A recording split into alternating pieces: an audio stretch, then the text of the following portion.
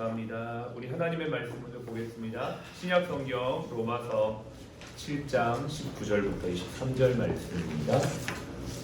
제가 가진 성경 248페이지 로마서 7장 19절부터 23절 말씀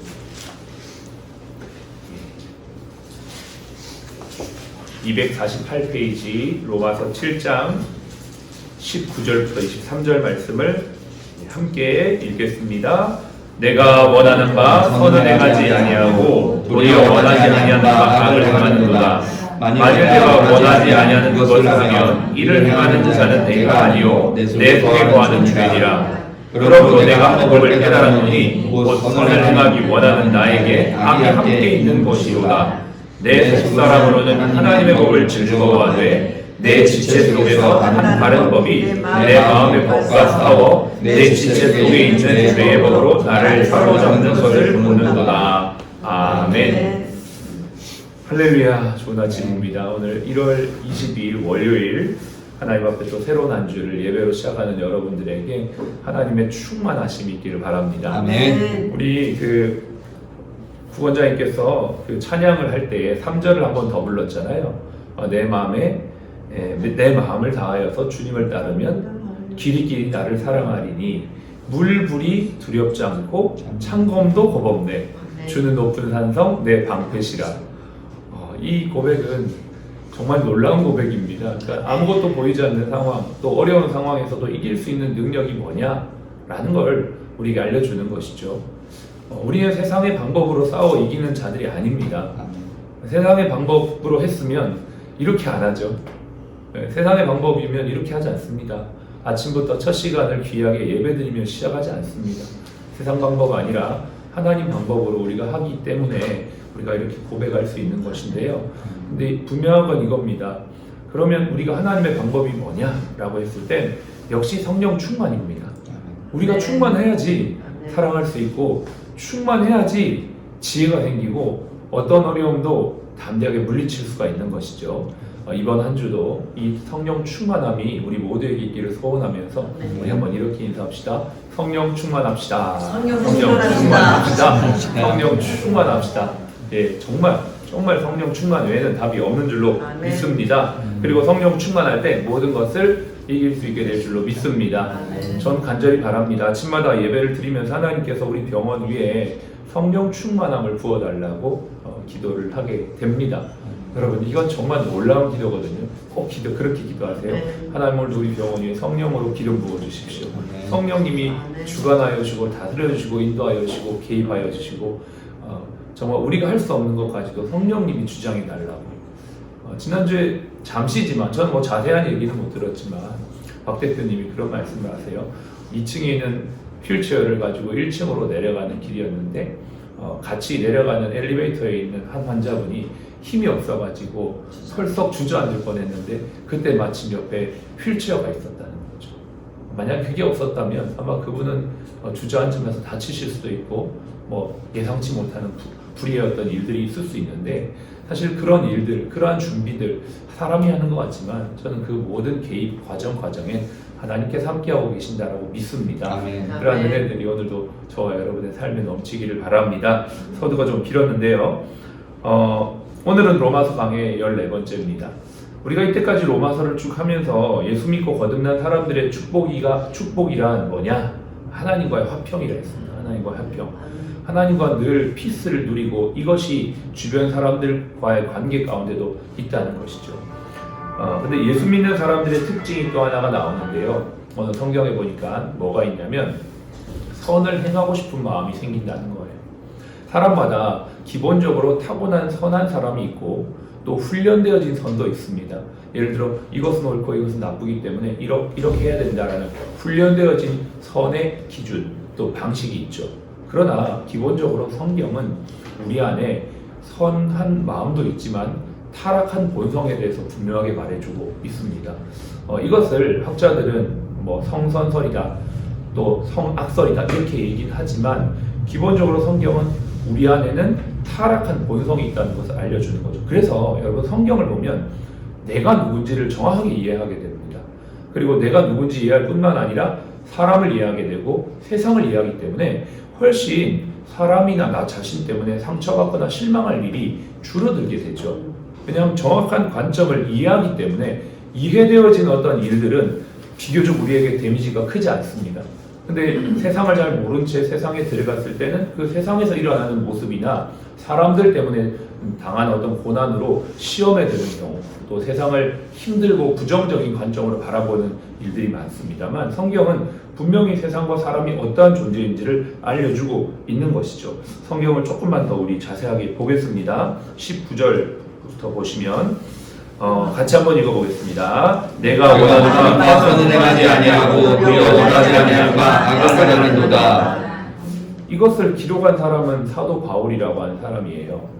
바울이 신앙생활을 해보니까 깨달은 점이 있는 것입니다. 그것이 이제 19절부터 21절까지 나오는데요. 크게 네 가지의 깨달음이 있습니다. 첫 번째, 우리가 읽었던 29절의 말씀처럼 내 속에는 선을 행하고자 하는 마음이 있다는 거예요.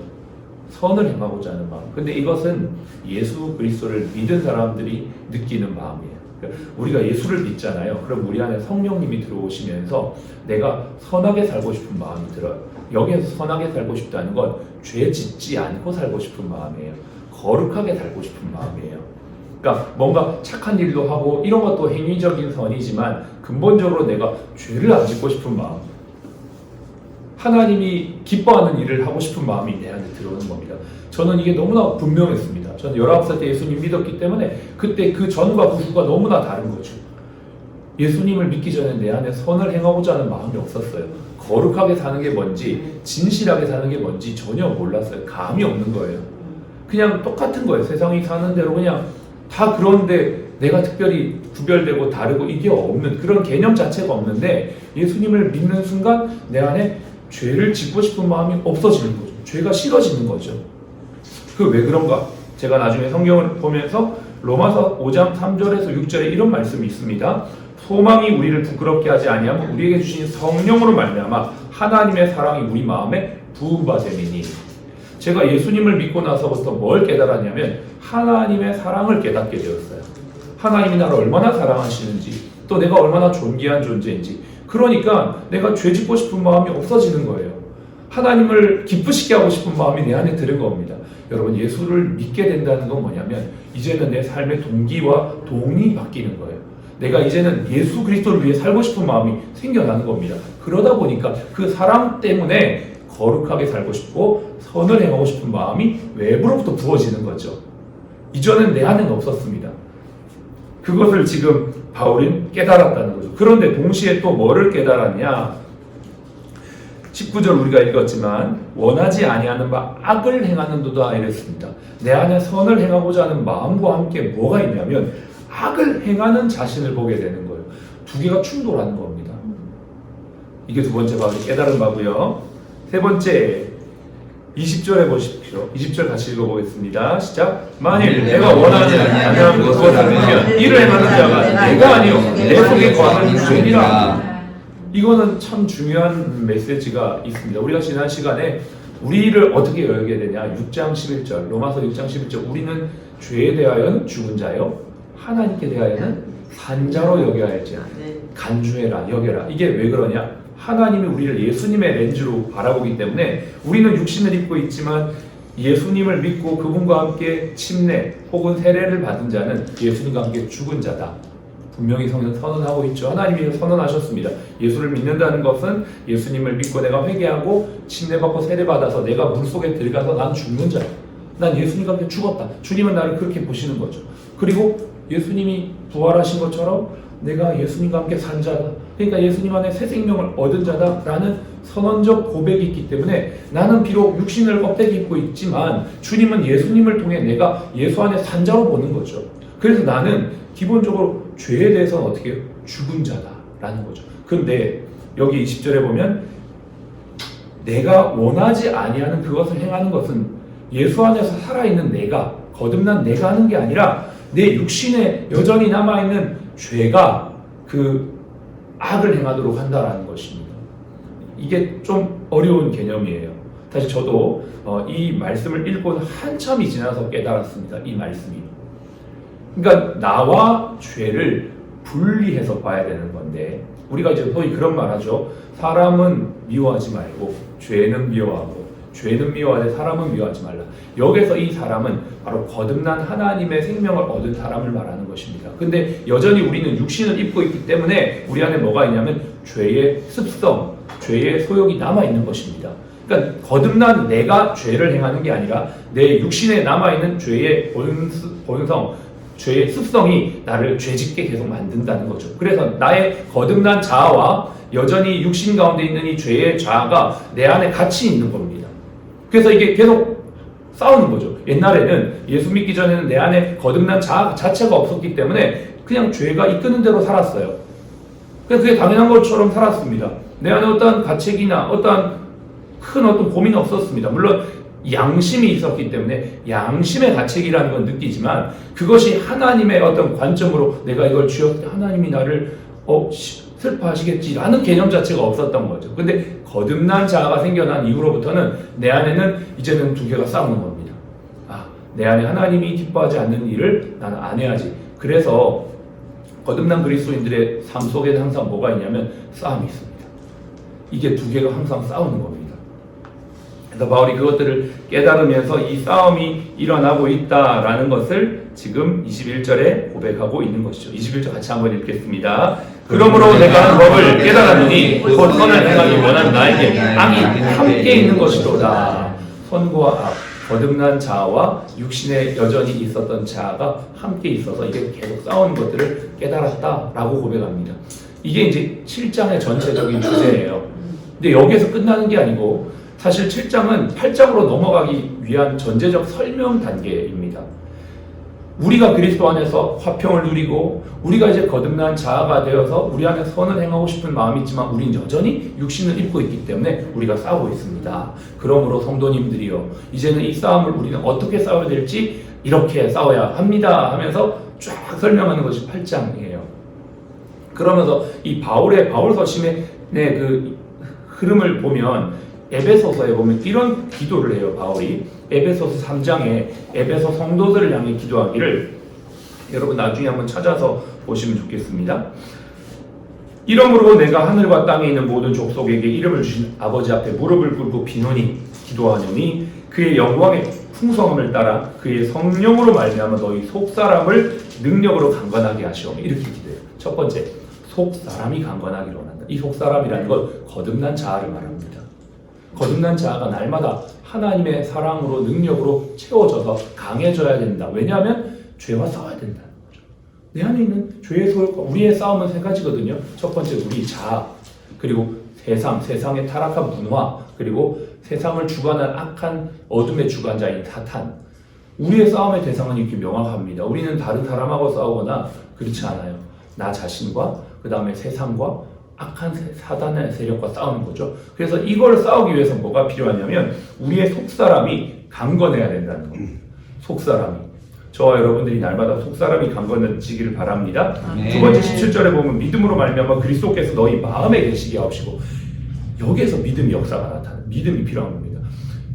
하나님의 전신갑주에도 보면 믿음의 방패 이렇게 표현하고 있거든요. 믿음의 방패. 사탄이요 계속 여러분의 마음에 믿음의 불씨를 꺼뜨리려고 하는 막 화살을 쏘옵니다. 여러 가지 상황 속에서. 근데 이제 그것 중에 가장 이제 대표적인 게 뭐냐면 우리 안에 두려움과 원망, 불평이에요.